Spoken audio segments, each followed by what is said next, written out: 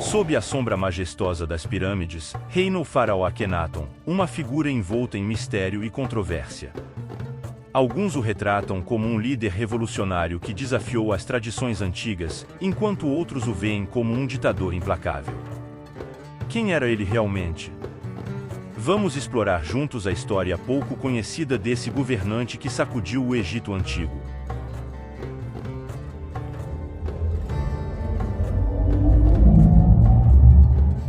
O Templo de Karnak, situado no coração do Egito, é um monumento grandioso que atesta a grandeza e a influência da religião no Antigo Império. Este colossal complexo religioso, dedicado ao deus Amon-Ra, é um marco da arquitetura e da espiritualidade egípcias. Com suas paredes maciças de 9 metros de espessura e colunas imponentes de 20 metros de altura, o Templo de Karnak era tanto o centro de adoração quanto o palácio dos faraós, simbolizando o poder divino e terreno em harmonia. A fé em Amon-Ra, o deus supremo do panteão egípcio, era tão poderosa que suas reverberações se estendiam além das fronteiras do Egito, influenciando até mesmo as religiões que surgiram posteriormente. A palavra Amém, presente no Islã e no cristianismo, tem suas raízes nessa antiga divindade egípcia. Essa influência religiosa, entrelaçada com o poder político dos sacerdotes de Amon, moldou a sociedade egípcia por séculos.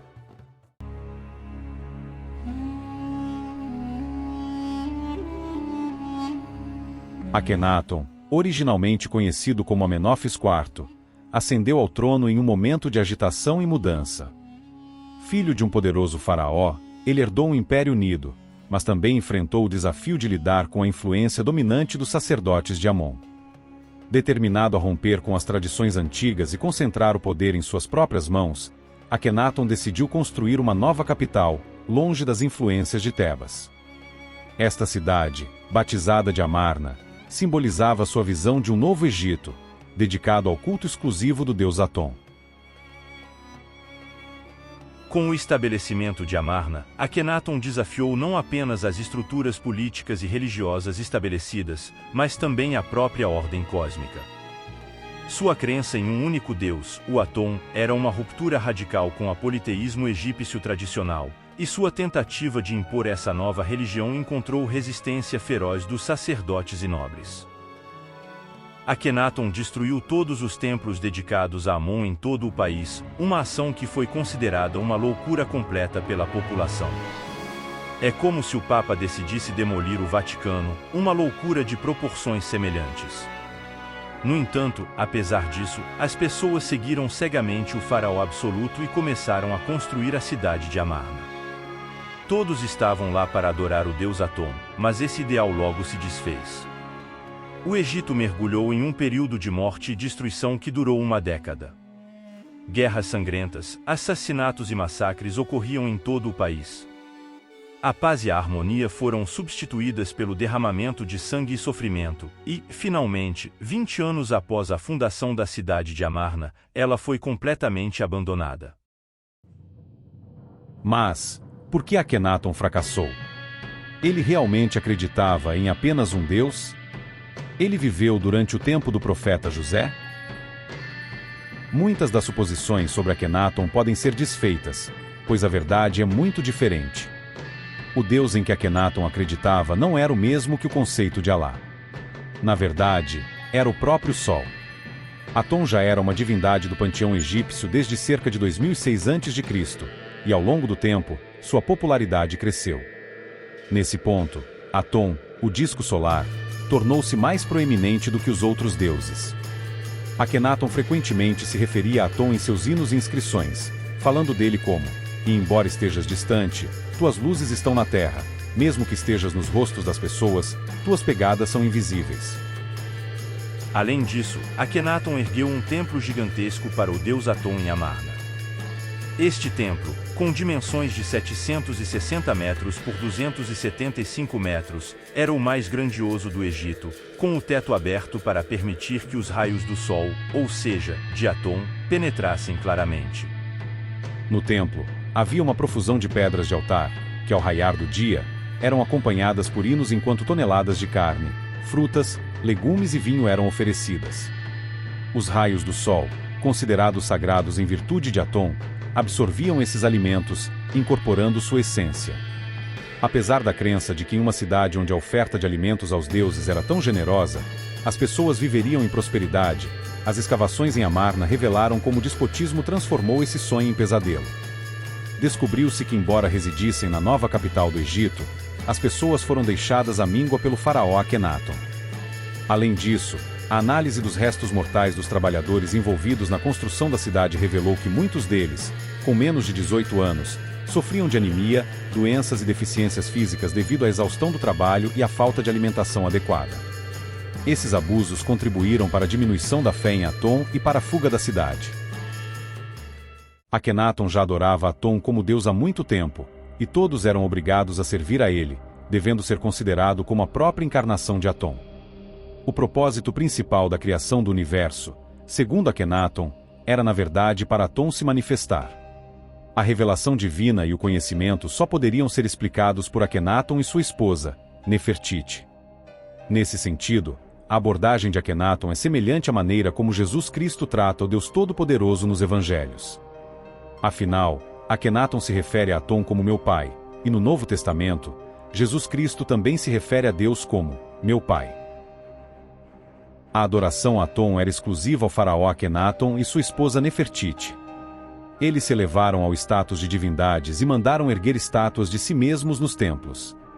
Akenaton via a si mesmo como filho de Atom, como expressava frequentemente em seus poemas e hieróglifos. O controle sobre essa divindade permitiu que seus sonhos se realizassem. Pode ser que essa atitude insólita seja resultado de uma doença que ainda é observada hoje em dia. Ao observarmos as estátuas e relevos de Akenaton em Londres, nos deparamos com uma morfologia peculiar: quadris femininos, abdômen e seios proeminentes, e rosto alongado. Essa característica é compartilhada por seus antecessores e sucessores, indicando uma possível condição genética, a epilepsia do lobo temporal. Essa condição, originária do lobo temporal do cérebro, provoca sintomas físicos e psicológicos. Os pacientes podem tornar-se extremamente religiosos e enxergar-se como entidades divinas poderosas, mesmo sem terem tido fé anteriormente. Acredita-se que Akenaton também sofria de epilepsia do lobo temporal, dada a correspondência de seus sintomas. Além disso, seus episódios psicóticos são documentados nos registros históricos.